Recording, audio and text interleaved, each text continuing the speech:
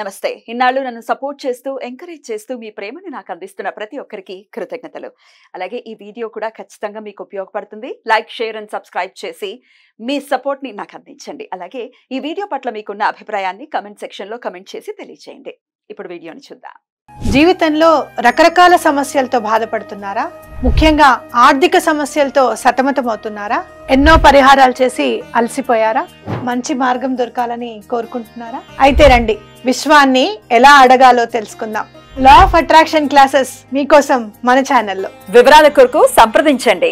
నమస్తే, welcome to our channel. నేను పద్మిని. ప్రస్తుతంతో పాటు ప్రముఖ ఆధ్యాత్మికవేత్త, వాస్తు జ్యోతిష పండితులు కేఎస్ఆర్ గారు మనతో పాటు ఉన్నారు. మాట్లాడదాం. సార్ నమస్తే. సార్, మహాళయ పక్షం మొదలు కాబోతోంది. ప్రతి సంవత్సరానికి కూడా ఒక పర్యాయం ఖచ్చితంగా పితృదేవతల్ని ప్రత్యేకంగా ఆరాధించుకోవడానికి ఒక విధి విధానాన్ని ఒక మాసంలో ఈ పక్షం రోజులు అంటే ఈ 15 రోజులు ఇవ్వటం అనేది ఇంకా ఏ ధర్మంలోనూ ఉండదు. సనాతన ధర్మం వైభవం అది ఖచ్చితంగా. ఎందుకంటే మనల్ని పుట్టి మనం పుట్టి మనం పెరిగి మనం ఇంతటి వాళ్ళం అయ్యామంటే అదంతా పితృదేవతలు మన వాళ్ళు మన ముందు వాళ్ళ వల్లనే కదా. సో వాళ్ళ ఖచ్చితంగా గ్రాటిట్యూడ్ ని చూపించేటటువంటి అద్భుతమైనటువంటి రోజులు.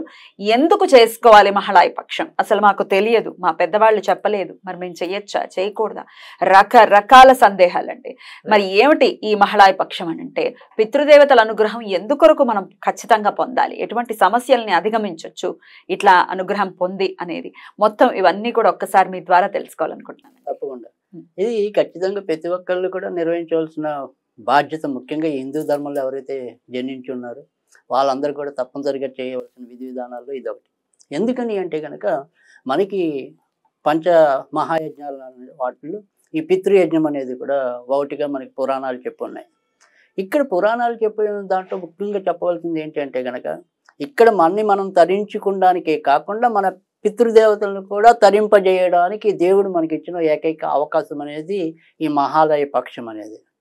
అయితే ప్రతి ఒక్కరు కూడా అంటే ఇప్పుడు ఏదైతే అంటే నిజానికి అయితే కనుక మనం ఇప్పుడు మహాలయ పక్షం అంటున్నాం, కానీ గత నెలలోనే దీనికి సంబంధించిన ఏదైతే ఆషాఢ బహుళ పాడ్యం నుంచే మనకి అది కూడా ఇంచుమించుగా ఇలాంటి పితృపక్షం కింద చెప్పడం అనేది ఉంటుంది. సో అక్కడి నుంచి ఇప్పుడు ఈ పక్షం అయ్యేదాకా అంటే మన దసరాకి ముందు దాకా అమావాస్య కూడా మన పితృదేవతలు మనని తరింపజేస్తారా లేదా అని చెప్పి వాళ్ళు అక్కడ తప్పిస్తూ ఉంటారట. ఇక్కడ వాళ్ళకి మనం గనక ఆచరించకపోతే వాళ్ళకి ఉత్తమ సద్గతులు అనేది ఉండదు అనేది ఒకటి. రెండోది, ఇక్కడ మనం అలాంటి విధి విధానం చేయకపోతే మనకు పితృశాపం తగులుతుంది అనేది ఒకటి. సో గరుడ పురాణంలో స్పష్టంగా మీరు తామ్రస పాతకం అనేది ఉంటుంది, ఒక నరకం అనేది, దానికి మీరు లోన్ అవుతారు అని చెప్పి చెప్పడం అనేది కూడా ఉంది. సరే, ఇక్కడ నరకాలు, పుణ్యాలు, స్వర్గాలు, లోకాలు ఉన్నాయి లేవు అనేది కదే పక్కన పెడదాం. ఎందుకంటే అది నమ్మతం నమ్మకపోవటం అనేది పక్కన. కానీ మీకంటూ ఒక బాధ్యత ఉంది. మిమ్మల్ని పెంచి పోషించిన కన్న తల్లిదండ్రులకి మీరు కృతజ్ఞత చెల్లించడమే ఈ పితృదేవత పక్షం. సో వాళ్ళకి కృతజ్ఞత చెల్లించుకోకుండా జీవితం లేదుగా. అదే కృతజ్ఞత రహితంగా బ్రతకటం అనేది నిజంగా కదా చాలా నీచం. ఇక్కడ మీరు గనక గైలో కానీ ఇలా పుణ్యక్షేత్రాల్లో గనక వెళ్ళినప్పుడు మీకు ఖచ్చితంగా మీకే కాదు, మీకు ఎవరైతే మీరు ఆత్మీయులు అనుకుంటారో వాళ్ళకి కూడా మనం ఈ పిండ ప్రదానం చేస్తాం. తెలిసిన వాళ్ళకి, ఫ్రెండ్స్ కి కూడా చేసేవాళ్ళు ఉన్నారు. ఇంచుమించుగా 32 మందికి మన చేత వాళ్ళు పిండ ప్రదానం చేయించడం అనేది. తెలిసిన వాళ్ళు ఎవరైనా సరే మీరు ఎవరితోనో పరోపకారం పొందారు. తర్వాత రెండోది వచ్చేప్పటికి ఏంటంటే, ఇక్కడ ఈ మహాలయ పక్షాలకు వచ్చే విశిష్ట అంటే మామూలుగా అయితే మనకి 365 రోజులు ఉంటాయి. ఈ 365 రోజుల్లో ఇప్పుడు నాకు ఏమంటాం, ప్రతి సంవత్సరం కూడా మీరు చేస్తారు అనుకోండి, కానీ అనుకోకుండా ఆ ఏడాది నాకు ఏదో శుభకార్యం వచ్చింది, ఏదైనా సరే అనుకోకుండా వాయిదా పడేది. అలా వాయిదా పడిన వాళ్ళకి 96 రోజులు ఉన్నాయి సంవత్సరంలో, ఎప్పుడైనా చేయొచ్చు. ఈ 96 రోజుల్లో ఎప్పుడైనా అంటే అలాంటి వాటిలో వైద్యుతి శ్రాద్ధం అనేది ఒకటి, తర్వాత వచ్చేప్పటికి వ్యతిపాత శ్రాద్ధం అనేది ఒకటి, తర్వాత వచ్చేప్పటికి అన్వాదాన అని చెప్పి ఉంటుంది. వైష్ణవులు ఎక్కువగా దాన్ని ఎక్కువ చేసుకుంటుంటారు. సో అన్వాదాన అనేది ఒకటి. తర్వాత వచ్చేప్పటికి భరణి నక్షత్రం నాడు వచ్చినది, మఖా నక్షత్రం వచ్చేది. ఇవి కూడా మరి పితృదేవతలందరికీ కూడా ఇష్టమైన రోజులు. ఇలా మొత్తం మీద అయితే 96 రోజులు ఉంటాయి. అమావాస్యలు 12 అమావాస్యలు ఉంటాయి కదా. ఈ అమావాస్యలు ఎప్పుడైనా కూడా చేసుకోవచ్చు. ఈసారి వచ్చేటటువంటి మహాళయ పక్షం పౌర్ణమితో మొదలవుతుంది కాబట్టి పౌర్ణమి వ్యతిపాతంతో వస్తోంది. రైట్. ఇంకా పవర్ఫుల్ కాబట్టి ఆ రోజు కూడా చేసుకోవచ్చు. అది ఇప్పుడు ఖచ్చితంగా మనకి ఏంటంటే ఇక్కడ ఏదైనప్పుడు కూడా ఈ వ్యతిపాత యోగం అనేది చాలా ఇంపార్టెంట్ అనేది. భరణి నక్షత్రం అనేది ఒకటి. తర్వాత రెండు ఏంటంటే అసలు ఒక గజఛాయ రావటమే చాలా అదృష్టం అనుకుంటా. అంటే గజఛాయ అనేది కూడా ఇందులో చాలా ప్రత్యేకమైనది. అంటే అది ఆ కాంబినేషన్ అంటే ఇప్పుడు ఏమంటాం మకా నక్షత్రం అక్కడ చతుర్దశి అలా కలిసి వచ్చిన వాటిని గజఛాయ అంటాం అలా. సో అమావాస్య అని ఇంకో మంచి తిథి కలిసి వస్తుంది, దాన్ని గజఛాయ అన్నాం. అలా 30వ తారీఖు ఒకటి, అక్టోబర్ 2వ తారీఖు ఒకటి అమావాస్య. ఈ 2 గజఛాయలు వచ్చాయి. ఆ రోజు సూర్యగ్రహణం కూడా ఉంది మరి పాక్షికంగా కూడా మనం చేసుకోవచ్చు. సో ఆ రకంగా కూడా మనం ఈ పితృదేవత ఆరాధన చేసి తరించవచ్చు. అదొకటి. తర్వాత రెండోది వచ్చేప్పటికి ఏంటంటే కనుక సెప్టెంబర్ 21, తర్వాత 22 ఒకటి, మధ్యలో 23 లేదు, 24, 25, తర్వాత సెప్టెంబర్ 29 నుంచి ఇంచుమించు అక్టోబర్ 2 దాకా ఈ తేదీలన్నీ కూడా ఇలా ఇందాక చెప్పిన మఖా నక్షత్రం కానీ భరణి నక్షత్రం కానీ సో ఈ కాంబినేషన్లో మీరు ఎవరైనా సరే ఖచ్చితంగా ఆచరించవచ్చు. అంటే ఇప్పుడు తర్వాత రెండోది ఏంటంటే మనకి ఇప్పుడు కొంతమందికి ఆ తల్లిదండ్రులు ఎప్పుడు పోయారో అలాంటివి కూడా కొన్ని వివరాలు తెలియకపోవచ్చు. అవునండి, తెలియదు, చెప్పలేదు మా పెద్దవాళ్ళు. కొన్ని వాళ్ళు అమావాస్య నాడు పెట్టమని, అమావాస్య నాడు చేసేసుకోవచ్చు. అందుతుందా అండి? ఖచ్చితంగా. తర్వాత రెండోది ఏంటంటే మనకి ఇప్పుడు ఈ కరోనా కాలంలో వచ్చిన వాళ్ళు ఇందాక మనం చెప్పుకున్నాం ఇలా కుటుంబాలు గల్లంతైన వాళ్ళు ఉన్నారు. కానీ వాళ్ళకి సరైన క్రతువు నిర్వహించడానికి అంటే నాకు పలానా వెంకయ్య తెలుసు కానీ వాళ్ళ వంశం అంతా ఈ కరోనా బారిన పడడం లేదా ఇందాక మనకి వరద ప్రమాదాల్లో మొత్తం వాళ్ళ కుటుంబం కొల్లేరైపోవటం అలాంటి వాళ్ళు నాకు ఆత్మీయులు కదా, వాళ్ళ తరపున నేను చేయించవచ్చు. సో అలాంటి వాళ్ళు ద్వాదశి కానీ చతుర్దశి కానీ ఎంచుకోమంది.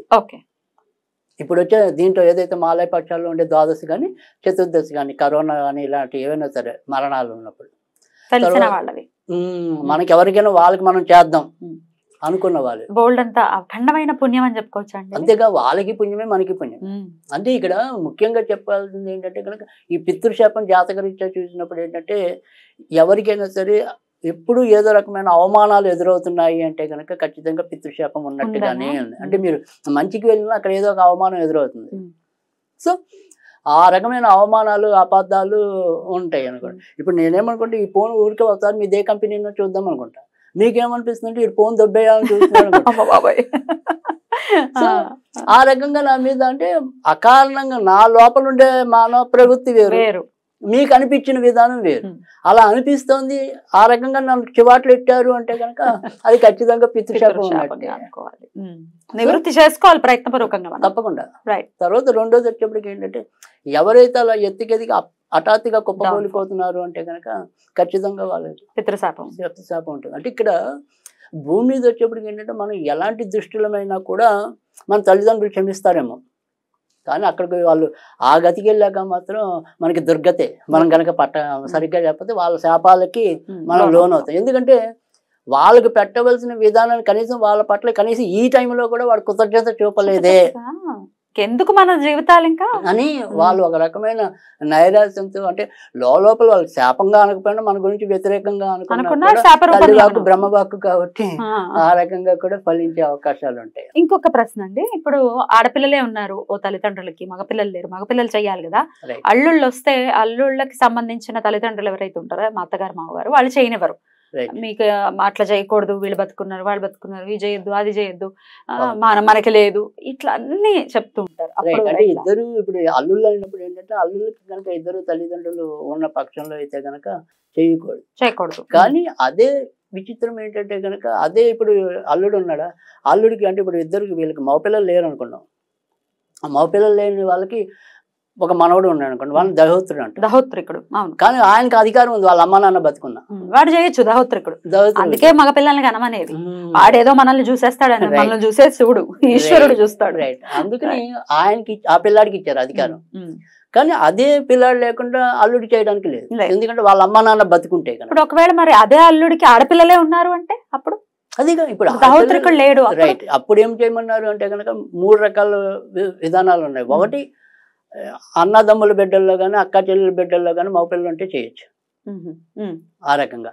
కానీ అలా కూడా ఎవరు లేరు, కేవలం ఆడపిల్లలే ఉన్నారు అనుకుంటే కనుక ఇంకో ఆప్షన్ ఏంటంటే ఎంత ఏదైతే ఖర్చు ఉందో ఒక బ్రాహ్మణ్ణి మనం పెట్టుకుని చేసుకోవచ్చు. అవి కూడా కుదరని పక్షుల్లో అయితే డైరెక్ట్గా ఆడవాళ్ళని చేయమన్నారు, కానీ వాళ్ళు తిలలు వదలకూడదు. తిలలు వదలకుండా మిగతా క్రతువులు నిర్వహించవచ్చు అని అది లాస్ట్ ఆప్షన్. అసలు కర్తని పెట్టుకుని బ్రాహ్మణులు ఒప్పుకుంటారు, ఎందుకంటే జనరల్ గా ఈ రోజుల్లో ఒప్పుకునే వాళ్ళు ఎవరు ఉంటారు, కానీ బట్ మామూలుగా అసలు ఇచ్చిన పద్ధతి ఒక ఏమంటారు విధానం. సో ఆ రకంగా చేసుకోవటం అనేది దీని యొక్క విధానం అనేది. తర్వాత రెండోది వచ్చేప్పటికి ఏంటంటే నేను చెప్పిన ఇందాక సరే ఇప్పుడు ఇవన్నీ క్రతువులు నిర్వహించడం అనేది 4 రకాలు. మళ్ళీ వీటిలో ఏమంటాం అగ్ని ద్వారా చేస్తాం, తర్వాత పిండ ప్రదానం అనేది మూడోది, తర్వాత తిల తర్పణం అనేది మూడోది తిల తర్పణం, 4వది విప్రుల భోజనం కూడా. అంతేగా ఈ 4గిట్లో మీరు ఏ క్రియను ఆచరించవచ్చు, 4 కుదిరితే 4 ఆచరించవచ్చు. తర్వాత ప్రియాగా గయ ఈ 2 కూడా మనకి చాలా ఇంపార్టెంట్. ఒకవేళ మనకి ఏంటంటే స్తోమత ఉంటే అక్కడ వెళ్ళి పెట్టడం అనేది ఒక పద్ధతి. తర్వాత మనందరికి తెలుగు రాష్ట్రాల వారికి దగ్గర అయితే పాదగయ పిఠాపురం. సో ఆ పిఠాపురంలోకి వెళ్ళినా మీరు పెట్టచ్చు. ఇవి పద్ధతులు. సరే ఇవన్నీ లేని వాళ్ళకి లేదంటే ఇంత నేను ఏమి కూర్చుని చేయటం ఇవేమి మాకు చేత కావు, మాకు వద్దింత తలనొప్పి అనుకుంటే ఇక్కడ కొన్ని రెమెడీస్ ఉన్నాయి. సో ఆ రెమెడీస్ నాకు అలవాటే కాబట్టి మీకు చెప్పడం అనేది. చెప్పండి. ఇక్కడ బుధవారం అనేది ఒకటి, జ్యేష్ఠ నక్షత్రం అనేది ఒకటి, తర్వాత వచ్చేప్పటికి ఇందాక చెప్పిన అమావాస్య తిథి అనేది, ఈ 3 రోజులు కూడా మనకి ఇంపార్టెంట్. సో ఇక్కడ వచ్చి ఈ 3 బుధవారాలు కనుక మీకు ఓపిక ఉంటే ఏదైనా ఆవుకి ఆకుకూరలు కానీ గడ్డి కానీ పెట్టండి. అదొక ఆ పెట్టేప్పుడు ఏంటంటే ఖచ్చితంగా మీ యొక్క తల్లిదండ్రుల పేర్లు అదే గతించిన వాళ్ళు ఎవరైతే వాళ్ళు స్మరించుకుని ఆ రకంగా ఆవులకు పెట్టినా కూడా ఖచ్చితంగా దోషం నివృత్తి అవుతుంది అని చెప్పి కూడా చెప్పడం అనేది అయితే కొన్ని ధార్మిక గ్రంథాల్లో ఉంది. తర్వాత రెండోది వచ్చేప్పటికి ఇలా కనుక ఒకవేళ మీరు చేయకపోతే 3 బుధవారాలు కనుక మీరు చేయలేకపోతే ఇందాక చెప్పిన ఈ భరణి నక్షత్రం నాడు వచ్చింది ఏదైతే ఉందో ఆ భరణి నక్షత్రం నాడు ఎక్కడైనా సరే మన పితృదేవతలను స్మరించి ఈ పేదవాళ్ళకి వస్త్రదానం కానీ అన్నదానం కానీ చేయటం, అది 3వ పద్ధతి. ఇదే పద్ధతి మళ్ళీ మనం అమావాస్య నాడు కూడా చేయొచ్చు. తర్వాత ఎక్కడైనా సరే ఏదైనా సరే ఒక శివాలయంలో చేరి, అంటే ఈ 3 పద్ధతులు కాకపోతే చెప్తాను, కొన్ని తెల్లలు తీసుకుని అంటే నల్ల నువ్వులు, తెల్లలు అంటే నల్ల నువ్వులు. సో ఈ నల్ల నువ్వులు తీసుకుని 16 సార్లు తర్పణంగా వదిలేయాలి ఏదన్నా ఒక శివాలయంలో. ఆడవాళ్ళైనా చేయొచ్చా? అది ఆడవాళ్ళ తెల్లలకు అర్హత కాదు అని చెప్పిన, మగవాళ్ళే చేయాలి. తర్వాత ఇదే అమావాస్య నాడు ఎవరికైనా సరే ఆత్మహత్య చేసుకున్న వాళ్ళకి నిజానికి ఏంటంటే అర్హత లేదు అని అంటారు. కానీ అయినప్పటికీ కూడా మన ప్రయత్నంగా వాళ్ళకి అమావాస్య నాడు చెయ్యొచ్చు అని కొన్ని గ్రంథాలు తెలిపినాయి. ఆత్మహత్య చేసుకున్న వాళ్ళు ఎవరైనా ఉంటే వాళ్ళ పేరున కూడా మనం ఇదే రకమైన క్రియను ఆచరించవచ్చు. అంటే నేను చెప్పేది ఏంటంటే క్రియ అంటే ఇందాక చెప్పినట్టే వాళ్ళకి మనం పెట్టుకోగలిగే స్తోమత ఉంటే శ్రాద్ధం పెట్టుకోవటం, ఒకవేళ పెట్టుకోలేకపోతే కనీసం వాళ్ళ పేరు చెప్పుకుని ఇలా తెల్లలు వదిలేయటం. ఈ 2 పద్ధతులు వాళ్ళకి ఏది కన్వీనియంట్ అయితే కనుక అది చేసుకోవటం. స్వయం పాకం అండి, అది స్వయం పాకం అనేది ఎవరి శక్తి అంటారు అందరికి. మనం అందుకని దాన్ని మొదట్లోనే దాన్ని ఏమంటాం స్వయం పాకం అనుకుంటా మనం దానం అంటున్నాం. దానం, రైట్. సో ఈ దానాన్ని వాళ్ళ పేరుని చెప్పుకొని ఇవ్వటం అనేది ఒకటి. తర్వాత ఇవి కూడా చేత కాని వాళ్ళు, ఇవి కూడా చేయడానికి నోచుకొని ఎన్ని ప్రత్యామ్నాయాలో మన ధర్మంలో కదా. అలాంటి వాళ్ళని ఏమి చేయమన్నారు అంటే కనుక ఒకటి పితృదేవత గాయత్రి అనేది ఈ 15 రోజులు కూడా స్మరించుకోవటం. అది రోజుకి కనీసం 21 సార్లు అనుకోవాలి. అది ఏంటి అంటే కనుక ఓం పితృదేవ్యైక విద్మహే శ్రాద్ధ కర్మనే ధీమహి తన్నో స్వదా ప్రచోదయాత్. ఓం పితృ దేవ్యైచ విద్మహే, ఓం పితృదేవేచ విద్మహే శ్రాద్ధ కర్మనే ధీమహి తన్నో స్వదా ప్రచోదయాత్. తన్నో స్వదాదేవి అంటే అన్ని స్వదాదేవి స్వీకరిస్తుంది అని చెప్పి స్వదాదేవి ప్రచోదయాత్ అనేది శక్తి అనుసారం చదువుకోవాలి. ఆ రకంగా కూడా చేయడం అనేది ఒకటి.